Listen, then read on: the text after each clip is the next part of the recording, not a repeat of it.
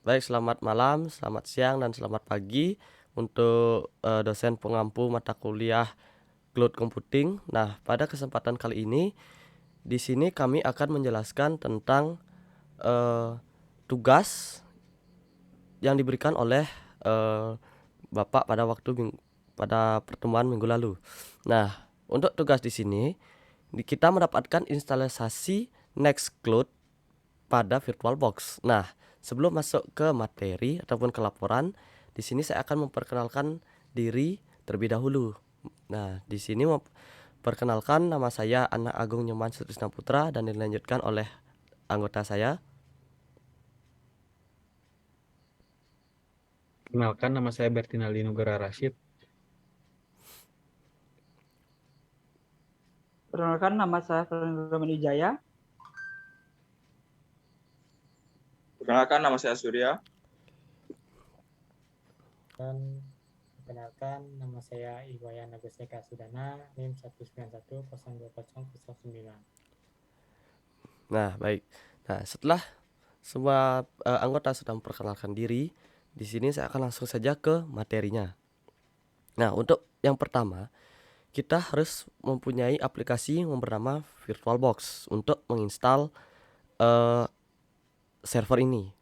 Nah, di sini saya sudah terlihat di VirtualBox. Kita untuk membuat server, kita melakukan langkah yang pertama adalah eh, memilih new pada bagian sini untuk membuat folder baru. Setelah itu, kita berikan nama dengan di sini bernama server Nextcloud. Lalu pilih lokasi folder yang ingin ditentukan untuk di tempatnya. Lalu tipe dari server ini tersendiri dan versinya. Nah, setelah semua terisi, kita next. Nah, langkah yang ketiga, di sini kita masukkan berapa besar memori yang akan kita pakai untuk server kita nanti. Nah, karena di sini saya mempunyai kapasitas memori yang lumayan terbatas, maka saya di sini menggunakan 2 GB saja untuk memorinya. Oke, lanjut ke metode keempat. Nah, setelah pembagian RAM sudah selesai, di sini kita membuat disk virtual untuk menyimpan data-data ataupun file-file nantinya. Nah, di sini terlihat untuk membuat create virtual machine. Di sini hard disk. Oke, kita memilih create virtual hard disk, lalu dengan pilih create. Nah, langkah yang kelima, kita memilih yang namanya mode VMDK atau bisa disebut virtual machine disk. Nah, lalu kita next. Nah, pada bagian ini di storage on physical hard disk kita pilih dynamic allocated. Lalu di next. Nah, untuk yang ketujuh, kita berikan berapa besaran kapasitas pada server kita nanti. Nah, di sini saya menggunakan kapasitas 40 GB untuk server Nextcloud-nya ini. Oke, lalu tinggal di create. Oke, jadi setelah sampai sini akan dilanjutkan oleh presentasi ini akan dilanjutkan oleh teman saya.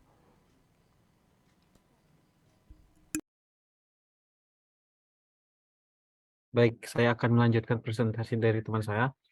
Setelah melakukan pembuatan penempatan lokasi store untuk servernya, yang selanjutnya itu jika sudah disetting semua, tinggal men-setting kapasitas folder yang sudah dibuat di awal tadi, yaitu caranya dengan klik server, lalu pilih setting, pilih storage-nya, lalu pilih file ISO-nya. Setelah terpilih file ISO-nya dan lalu klik OK. Nah, untuk langkah selanjutnya yaitu mengatur network, yang dimana pilih setting, lalu pilih network, bagian network. Karena saya menggunakan Ethernet, langsung saja saya setting networknya ke bridge Ethernet. Pilihannya ada di situ.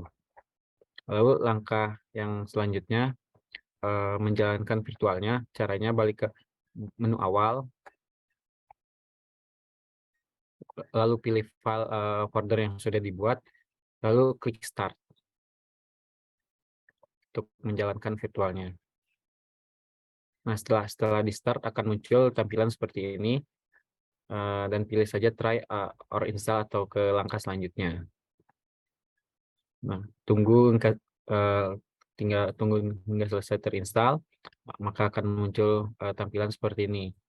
Jika prosesnya sudah selesai, langkah selanjutnya itu kita tinggal memilih bahasa yang akan dipilih. Lalu karena pilih bahasa yang biasa ya kita gunakan yaitu bahasa Inggris, lalu enter. Setelah pilih bahasa, lalu pilih opsi continue without updating. Jadi melanjutkan tanpa perlu mengupdate. Nah, baik, untuk presentasi selanjutnya akan dilanjutkan oleh teman saya. Ya, baik. Setelah itu kita memilih keyboard dengan konfigurasi bisa dilihat di bawah itu English US. Kemudian pencet down. Setelah itu memilih Ubuntu server bisa dilihat. Kemudian pencet down. Setelah itu pilih network configuration. Bisa dilihat di situ terdapat konfigurasinya. Kemudian down. Setelah itu pilih konfigurasi proxy. Setelah itu down. Lalu masukkan address yang telah ditetapkan. Bisa dilihat di situ. Setelah itu down. Kemudian pilih storage, konfigurasi storage. Ya, kemudian di down. Bisa dilihat di situ terdapat konfigurasi storage-nya. Ya, setelah itu di sini masuk ke confirm destructive action. Kemudian pilih lanjut atau continue. Ya, baik. Di sini teman saya akan melanjutkan presentasi. Baik, terima kasih. Saya akan melanjutkan presentasi berikut. Yang lalu setelah selesai melalui tahap yang di atas, selanjutnya kita setting profile. Di sini masukkan your name-nya. Di sini saya menggunakan namanya Agung. Terus your server name, your server name-nya di sini private server. Terus pick username. Username di sini adalah nama kelompok 2. Terus membuat password. Setelah sudah, langsung klik down. Next, habis itu pilih instalasi Open SSH. Klik install. Habis itu selanjutnya dan done. Next. Pilih next upload. Pilih ya klik no server. Pilih save home for all your data. Setelah itu klik done. Jika sudah, tinggal menunggu instalasi selesai. Setelah selesai, pilih ribbon now, lalu tunggu sampai selesai. Jika sudah, pada bagian ini, pada bagian yang bisa dilihat di sini, jika sudah, klik enter. Lanjut. Setelah itu, masukkan username dan password yang sudah kita buat tadi di awal. Bisa dilihat di sana Ubuntu versinya 22.04.1 LST private server TTY1. Private server login kelompok 2 password dan masukkan password. Untuk slide selanjutnya akan dilanjutkan oleh teman saya.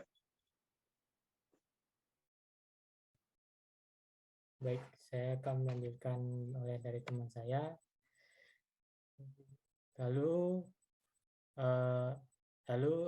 update dan upgrade server dengan komen seperti ini, di gambar seperti ini. Dan setelah itu pilih semua gambar yang menggunakan spasi lalu enter. Nah, bisa dilihat.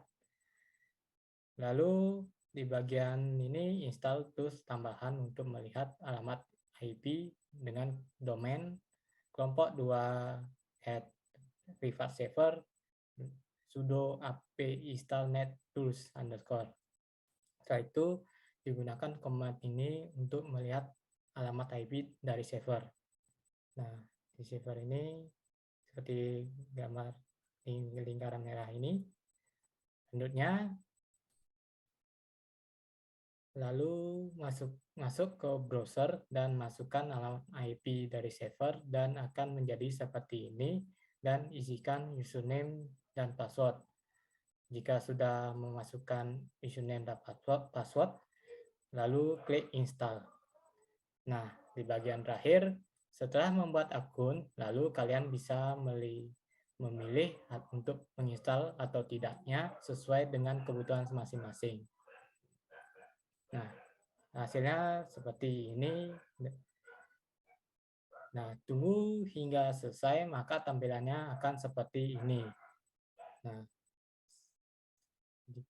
sudah dilihat tampilannya. Oke.